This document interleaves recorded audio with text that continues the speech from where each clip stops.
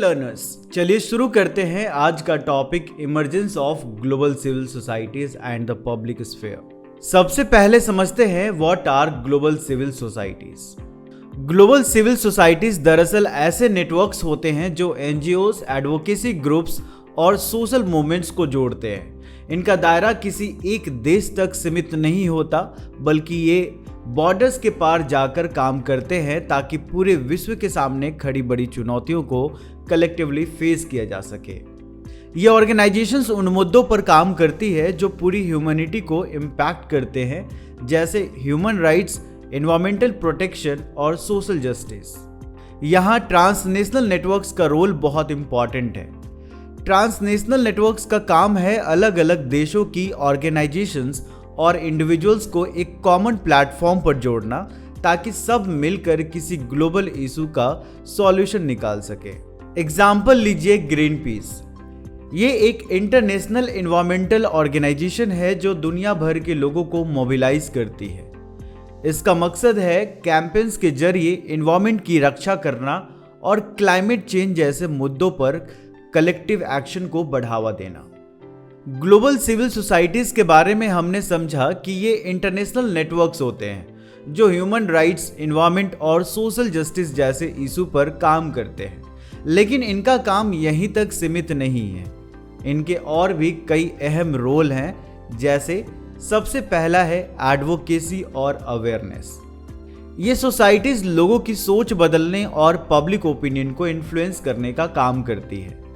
Campaigns, demonstrations और research reports के जरिए ये न सिर्फ अवेयरनेस फैलाती है, बल्कि गवर्नमेंट्स पर पॉलिसी रिफॉर्म्स के लिए प्रेशर भी बनाती है। एमनेस्टी इंटरनेशनल इसका एक अच्छा एग्जाम्पल है। एमनेस्टी दुनिया भर में ह्यूमन राइट्स वायलेशन को हाईलाइट करती है और लोगों तक ऐसी इमोशनल स्टोरीज पहुंचाती है जिससे अवेयरनेस बढ़ती है और गवर्नमेंट्स को एक्शन लेने पर मजबूर होना पड़ता है। इसके बाद आता है इंडिपेंडेंस और अकाउंटेबिलिटी। ग्लोबल सिविल सोसाइटीज कई बार वॉचडॉग्स की तरह काम करती है, यानी ये गवर्नमेंट्स और कॉरपोरेशंस को मॉनिटर करती है कि उनका काम एथिकल तरीके से हो रहा है या नहीं। ट्रांसपेरेंसी इंटरनेशनल इसका एग्जाम्पल है। ये करप्शन को एक्सपोज करती है और फिर रिफॉर्म्स की मांग करती है।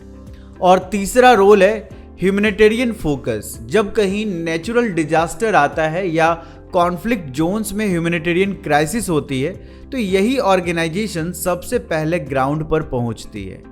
रिलीफ मटेरियल पहुंचाना, मेडिकल हेल्प देना और इंटरनेशनल कोऑर्डिनेशन करना इनकी जिम्मेदारी होती है। इंटरनेशनल रेड क्रॉस पूरी दुनिया में इस तरह की ह्यूमैनिटेरियन हेल्प का बड़ा एग्जाम्पल है। लर्नर्स, अब तक हमने ग्लोबल सिविल सोसाइटीज के रोल्स देखे, लेकिन ये जानना भी जरूरी है कि इनका इवोल्यूशन यानी विकास कैसे हुआ।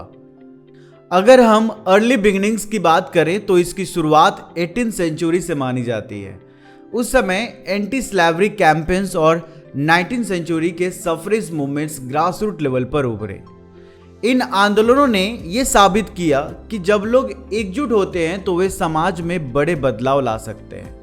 फिर आया पोस्ट वर्ल्ड वॉर सेकेंड यानी पोस्ट वर्ल्ड वॉर 2 का एक्सपेंशन का दौर। दूसरे विश्व युद्ध के बाद इंटरनेशनल इंस्टीट्यूशंस जैसे यूनाइटेड नेशंस बने, जिन्होंने कॉपरेशन के लिए नए फ्रेमवर्क्स तैयार किए। इन फ्रेमवर्क्स ने सिविल सोसाइटीज को और मजबूत बनाया ताकि ये बड़े ह्यूमैनिटेरियन क्राइसिस को एड्रेस कर सके। केयर इंटरनेशनल का एग्जाम्पल लीजिए। इसने यूरोप में पोस्ट वॉर रिलीफ एफर्ट्स में बड़ी भूमिका निभाई। इसके बाद ग्लोबलाइजेशन एंड टेक्नोलॉजी का फेज आया। 20वीं सेंचुरी के आखिरी दशकों में ग्लोबलाइजेशन ने इन ऑर्गेनाइजेशन को एक ग्लोबल नेटवर्क में बदल दिया। टेक्नोलॉजी के सहारे अब ये ऑर्गेनाइजेशंस क्रॉस बॉर्डर कोलैबोरेट करने लगी और अपनी एक्टिविटीज को पूरी दुनिया तक फैलाने लगी। और अब हम आ गए हैं डिजिटल एज में। आज सोशल मीडिया ने इन मूवमेंट्स को एम्पलीफाई यानी और ज़्यादा ताकतवर बना दिया है। हैशटैग जैसे #MeToo और फ्राइडे फॉर द फ्यूचर ये दिखाते हैं कि डिजिटल प्लेटफॉर्म्स किस तरह अवेयरनेस और मोबिलाइजेशन को ग्लोबल स्केल तक ले जा सकते हैं। चलिए अब समझते हैं what is the public sphere. इस कॉन्सेप्ट को सबसे पहले जर्गन हैबरमास ने दिया था। पब्लिक स्फेयर का मतलब है ऐसा स्पेस जहां लोग इकट्ठे होकर समाज से जुड़े मुद्दों पर चर्चा करते हैं और अपनी राय के जरिए पॉलिसी डिसीजंस को प्रभावित करते हैं। ये जगह फिजिकल भी हो सकती है जैसे कॉफी हाउसेस या कम्युनिटी हॉल्स, और वर्चुअल भी हो सकती है जैसे ऑनलाइन फोरम्स या social media platforms. Public sphere की खासियत ये है कि ये इंक्लूसिव होता है, यानी हर वर्ग, हर सेक्शन के लोगों को अपनी बात रखने का हक मिलता है। इसका अच्छा उदाहरण है कम्युनिटी रेडियो स्टेशंस, जो ग्रामीण लोगों को लोकल इश्यूज उठाने और अपनी आवाज पहुंचाने का अवसर देती है। आज के समय में पब्लिक स्फेयर का बहुत बड़ा हिस्सा मीडिया के जरिए मीडिएटेड होता है।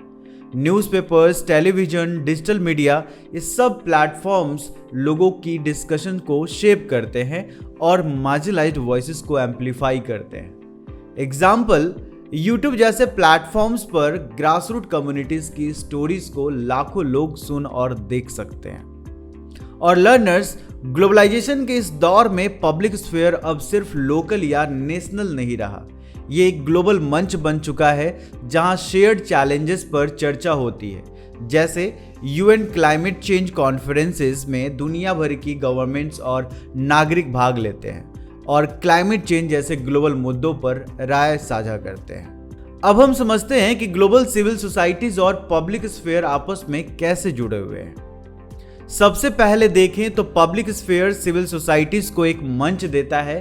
यही वह जगह है जहां वे अपनी बात रखते हैं, अवेयरनेस फैलाते हैं और लोगों को मोबिलाइज करते हैं। उदाहरण के लिए, जब international treaty to ban land mines की बात आई तो सिविल सोसाइटी ग्रुप्स ने पब्लिक फोरम्स और मीडिया प्लेटफॉर्म्स का इस्तेमाल करके ग्लोबल सपोर्ट इकट्ठा किया।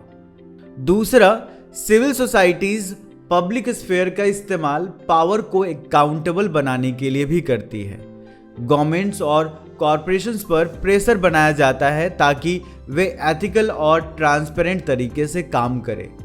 इसका बहुत अच्छा एग्जाम्पल है ग्लोबल क्लाइमेट मूवमेंट्स, जिन्होंने पब्लिक प्लेटफॉर्म्स के जरिए गवर्नमेंट से डिमांड की कि वे सस्टेनेबल और इको फ्रेंडली पॉलिसीज बनाएं। तीसरा, आज के डिजिटल दौर में डिजिटल एक्टिविज्म ने इस इंटरकनेक्शन को और मजबूत बना दिया है। अब इंटरनेट की मदद से सिविल सोसाइटीज न केवल अवेयरनेस फैलाती है बल्कि कम्युनिटीज और रिसोर्सेज को मोबिलाइज भी करती है। उदाहरण के लिए, क्राउड फंडिंग प्लेटफॉर्म्स पर कैंपेन चलाकर डिजास्टर रिलीफ या एडवोकेसी प्रोजेक्ट्स के लिए बहुत तेजी से ग्लोबल फंडिंग इकट्ठा किया जा सकता है। यानी लर्नर्स, हम कह सकते हैं कि ग्लोबल सिविल सोसाइटीज और पब्लिक स्फेयर एक दूसरे के पूरक है। सिविल सोसाइटीज अपने मकसद को पब्लिक स्फेयर के जरिए एम्पलीफाई करती है और पब्लिक स्फेयर को भी इन मूवमेंट्स की वजह से एनर्जी और डायरेक्शन मिलती है। अब हम समझते हैं कि ग्लोबल सिविल सोसाइटीज और पब्लिक स्फेयर के सामने क्या चैलेंजेस और अपॉर्चुनिटीज होती है। सबसे बड़ा चैलेंज है डिजिटल डिवाइड। आज भले ही इंटरनेट हमारे जीवन का हिस्सा है, लेकिन हर किसी के पास इसकी बराबर पहुंच नहीं है। ग्रामीण और मार्जिनलाइज्ड कम्युनिटीज अक्सर पुअर इंटरनेट एक्सेस की वजह से इन ग्लोबल कन्वर्सेशन से बाहर रह जाते हैं। इससे उनका वॉइस इंटरनेशनल पब्लिक स्फेयर तक नहीं पहुंच पाता। दूसरा चैलेंज है मिस इन्फॉर्मेशन। फेक न्यूज और प्रोपागेंडा पब्लिक डिस्कशंस को डिस्टॉर्ट कर देते हैं। इसका नतीजा ये होता है कि सोसाइटीज पोलराइज हो जाती है, यानी लोग ग्रुप्स में बढ़ जाते हैं और एक दूसरे के खिलाफ खड़े हो जाते हैं। इससे मीनिंगफुल डायलॉग कमजोर हो जाता है। तीसरा है पॉलिटिकल रेसिस्टेंस। कई बार गवर्नमेंट सिविल सोसाइटीज को चैलेंज या थ्रेट की तरह देखती है। वे इनकी एक्टिविटीज को रेस्ट्रिक्ट करती है। उदाहरण के तौर पर, फॉरेन फंडेड एनजीओस पर कई देशों में क्रैकडाउन्स किए गए हैं, जिससे ग्लोबल एडवोकेसी कैंपेन्स को नुकसान पहुंचा। चौथा चैलेंज है रिप्रेजेंटेशन इनइक्वालिटी। बड़े और वेल फंडेड ऑर्गेनाइजेशंस अक्सर ग्लोबल स्टेज पर डोमिनेट कर लेते हैं और छोटे ग्रासरूट्स मूवमेंट्स ओवरशैडो हो जाते हैं। इससे ऐसा इम्बैलेंस बनता है कि जिन कम्युनिटीज की आवाज सबसे ज्यादा जरूरी है वही पीछे छूट जाती है। लर्नर्स, अब देखते हैं कि ग्लोबल सिविल सोसाइटीज और पब्लिक स्फेयर को मजबूत बनाने के लिए क्या अपॉर्चुनिटीज मौजूद है। सबसे पहले है प्रमोट डिजिटल इंक्लूजन। इसका मतलब है कि डिजिटल इंफ्रास्ट्रक्चर और डिजिटल लिटरेसी में ज़्यादा निवेश किया जाए। जब हर व्यक्ति, चाहे वो रूरल एरिया से हो या मार्जिनलाइज्ड बैकग्राउंड से, इंटरनेट और डिजिटल टूल्स यूज कर पाएगा, तभी इक्वल पार्टिसिपेशन पॉसिबल होगा। दूसरी अपॉर्चुनिटी है एनकरेज मीडिया लिटरेसी। लर्नर्स, आज मिस इन्फॉर्मेशन एक बड़ी समस्या है।